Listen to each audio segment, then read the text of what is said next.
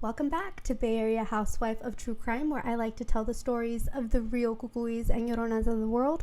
We are at part 3 of the Aaron Hernandez case. As a reminder, topics may be triggering. Viewer and listener discretion is strongly advised. The people mentioned are innocent until proven guilty in court.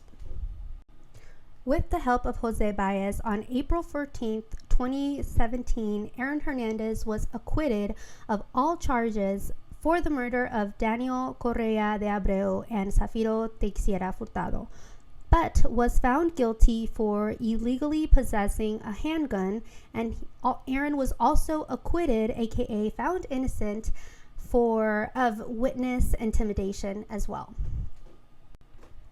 5 days after being found innocent of the Boston double homicide, Aaron was found dead in his cell.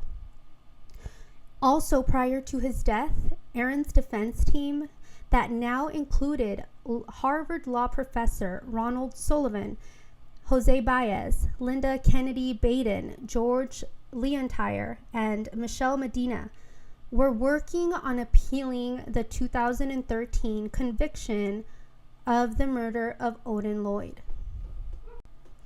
Aaron Joseph Hernandez was inmate W106228 for 2 years at the Sousa Bernowski Correctional Center in Lancaster, Massachusetts, in cell 57 in the G2 unit. Aaron suffered from chronic migraines, so painful he would lie down and throw a shirt over his eyes to block out the light.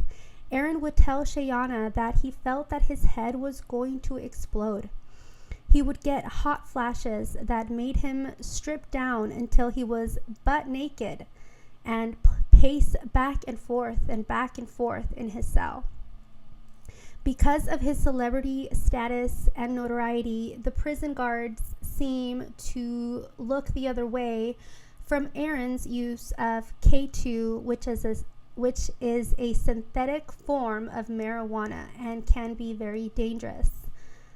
For God so loved the world that he gave his only begotten Son, that whoever believes in him shall not perish, but have everlasting life. John 3:16. In the Bible, John 3:16 would be drawn with blood on Aaron's forehead before he wrapped a bed sheet around his neck and then around a bar attached to the back window of his cell and jumped to his death. To ensure he would be gone before the correction officers got to him, he meticulously placed water and shampoo on the floor, so they would have a hard time balancing.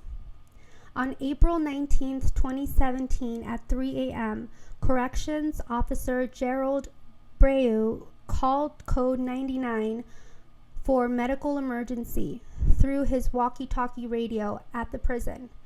He found Aaron hanging in his private cell.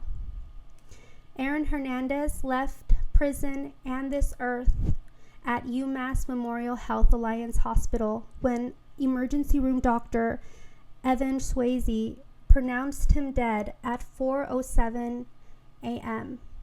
He was only 27 years old. Shayana Jenkins Hernandez signed over the paperwork authorizing the Boston University Chronic Traumatic Encephalopathy Center to examine Aaron's brain. Unsurprisingly, they found his brain positive for stage 3 CTE. CTE is short for chronic traumatic encephalopathy. CTE is a progressive degenerative disease which, like Alzheimer's, starts with memory loss, mood swings, and difficulty in concentration, developing into progressive dementia, even thoughts of suicide. Unlike Alzheimer's, CTE can result in significant aggression and lack of impulse control. CTE is caused by repeated repeated hits to the head. Not all boxers, soccer players, football players, and wrestlers get CTE, and today's medical science can only diagnose CTE for certain after death.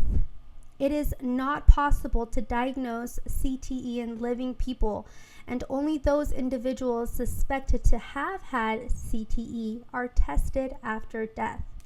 According to Shayana, she saw no indication that he was gay or homosexual.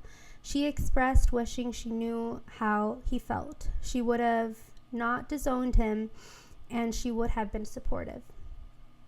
After his death on April 25th, 2017, Aaron's legal team filed a motion to vacate his murder conviction for the murder and death of Odin Lloyd. This request was granted on May 19, 2017. However, on March 13, 2019, a Supreme Judicial Court reinstated that conviction. We reached today's episode of Bay Area Housewife of True Crime. Thank you so much for coming down the rabbit hole where I currently live. As always, I accept and respect your opinions. I welcome all comments, questions, inquiries, case suggestions. Hit me up at yayareahousewife@gmail.com. And yes, that's Yay Area with the Y, like E40. Don't forget your hot Cheetos, and I'll see you guys in the next one. Adios.